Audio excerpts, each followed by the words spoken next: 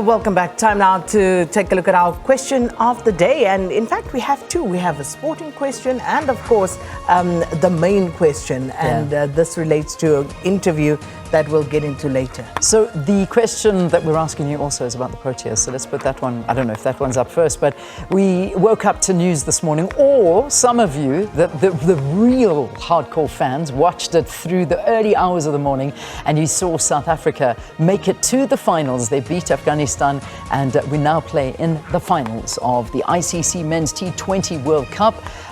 Do you think we can win, guys? Do you think we can do this and take the title? So it's either against India or England, who play later today. So we'll see who we face in the finals. Send us your messages. And don't forget, you can send us a voice note as well, 078-459-1897.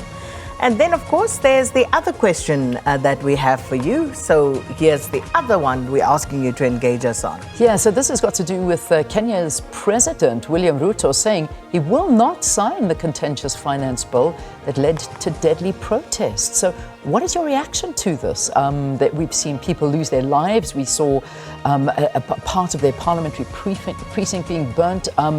Give us your views on this at Morning Live, SABC. Also, your voice notes, 078-459-1897.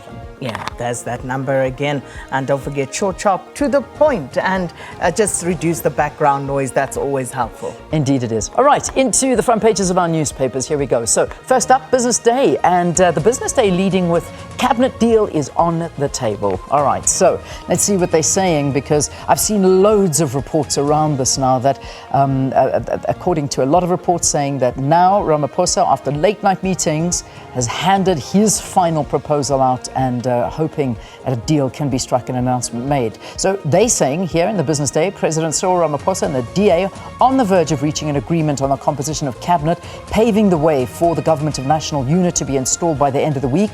The Thuli House staff member confirmed on Wednesday morning he was engaged in what is expected to be the final meeting with the ANC negotiators team on what has to be agreed on. So you can read those in the front page of the Business Day as to what they are saying. But I think Paul Mashatile still, according to this latest plan, remains the deputy president. But that's just reports, remember that.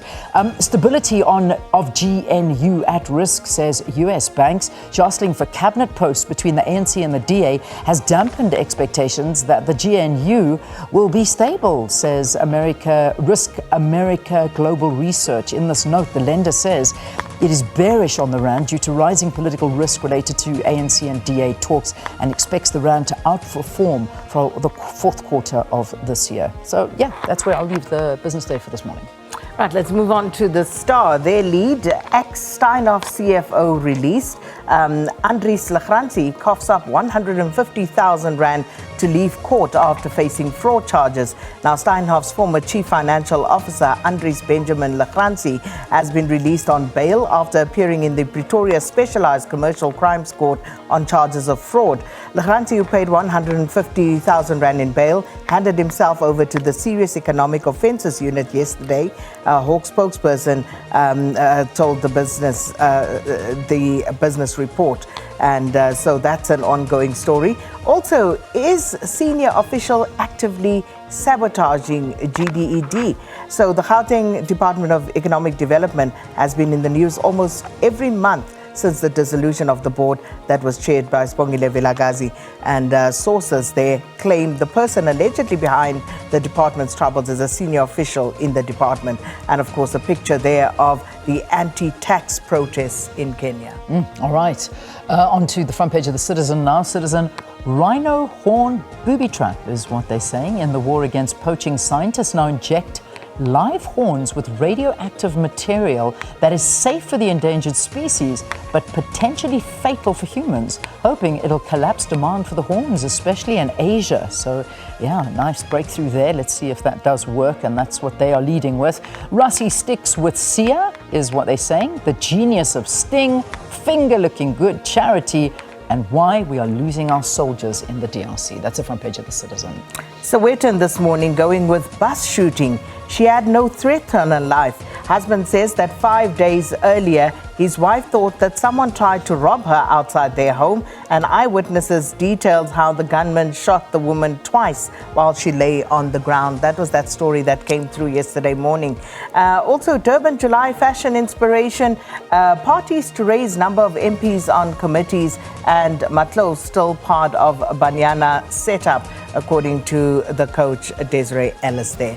So those your newspapers this morning. All right, and besides the newspapers, you can go to our favorite device, our hand device. You can go to sabcnews.com. Get onto it on your cell phone, get on the desktop, whatever it is. We got you covered here at SABC News. All the latest breaking news from in South Africa and around the continent as well. We also upload a lot of our interviews and videos, so do go and visit the site, and also download the SABC Plus app. Keep it on your phone.